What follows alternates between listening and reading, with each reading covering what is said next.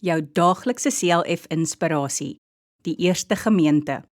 Al die gelowiges was eensgesind en het almal met mekaar gedeel. Handelinge 2 vers 44.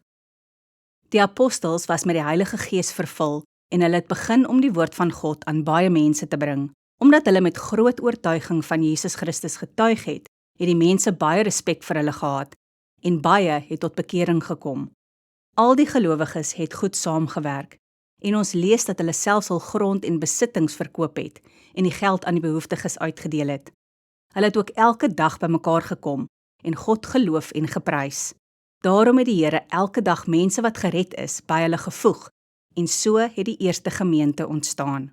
Vandag kan ons ook daaruit leer, soos hulle mekaar gehelp het, so moet ons ook vir mense vertel van die Here. Ek en jy moet ook altyd iets gee aan hulle wat behoeftig is. Dan sal God se koninkryk hier op aarde groei en sal daar vrede wees. Kom ons bid saam. Genadige Here, help dat alle mense sal saamwerk om U naam groot te maak. Amen.